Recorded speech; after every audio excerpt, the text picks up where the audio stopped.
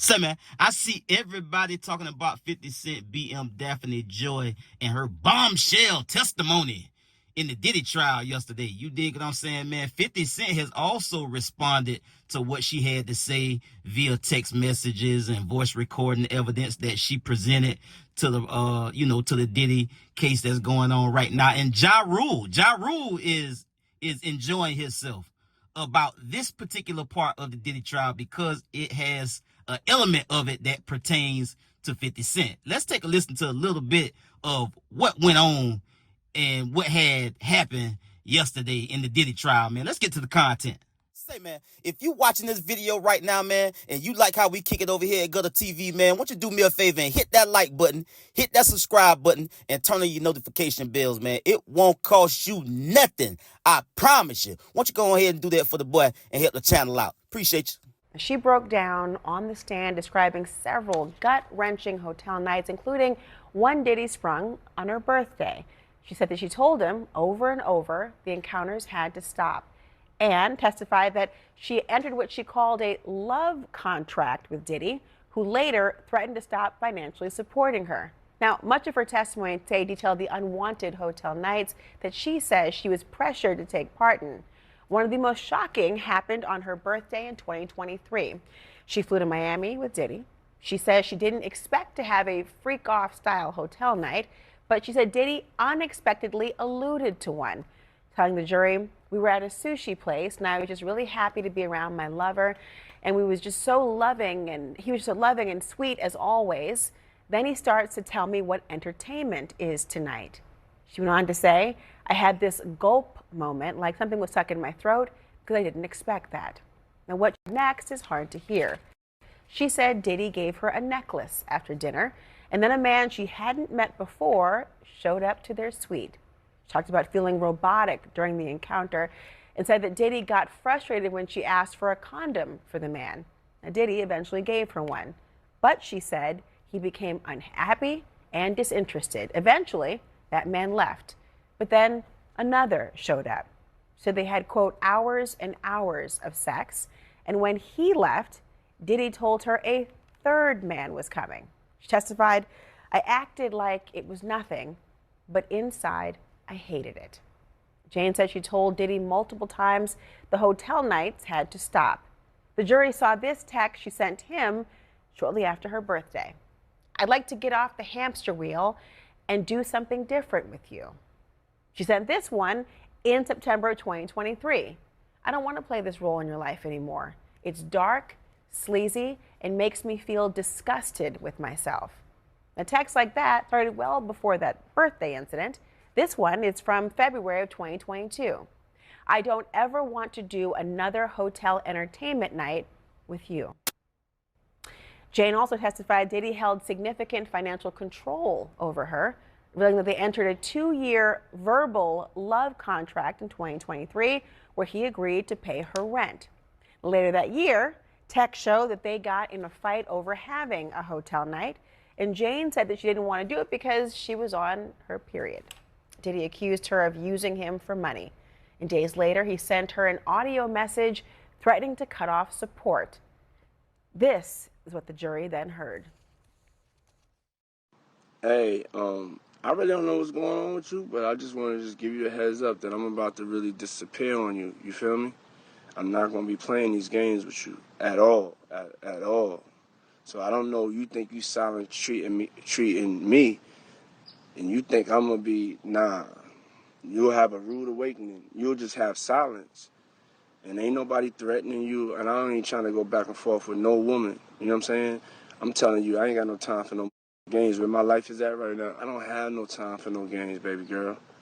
Me and you can be mad, I can have a spat, we can have whatever. Then after that, you better get on your job. That's really, that's all it is.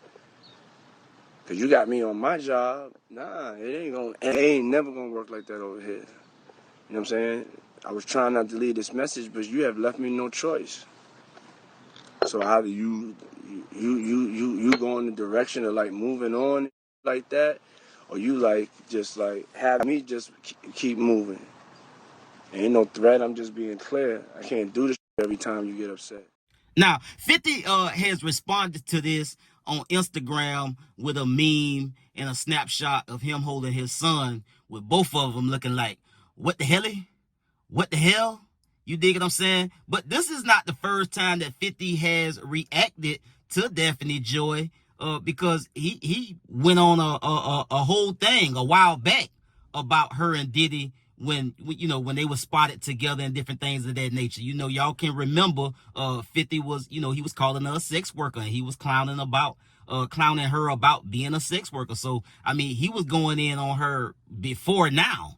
But now it seems that, he back at it again because she has indeed, in fact, been, a part of this Diddy trial, testifying against him and different things of that nature. You understand me? And so at the end of the day, this is 50 Cent baby mama. He got a son by this lady. So at some point, he did love her. He did have feelings for her. And whether you moved on or not, certain things just gonna kind of hit a little bit different when you done been involved with somebody and went on to have a kid with somebody that's been running around with Diddy, and then you find out she been dibbing and dabbing in these type of things. Now, whether it's found to be sex trafficking or she was a sex slave or whatever, I don't know.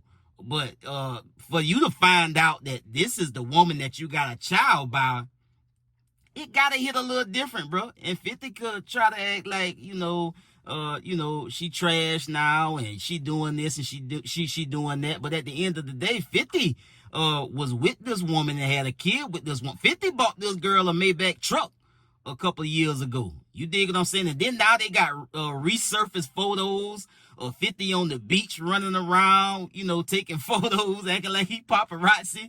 He trying to get the snaps. You dig what I'm saying?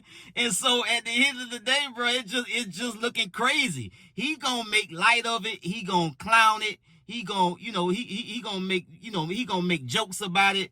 But this your BM, bro. Like you can't duck that fact. You was with this woman. You understand me? And Diddy, he talking to her like, he was kept reiterating that he wasn't making no type of threats. But Diddy was saying point blank, now you gonna get back to work. You understand me? I'm cutting off your funds. Cause Diddy was financing this woman lifestyle. He was bankrolling her bills.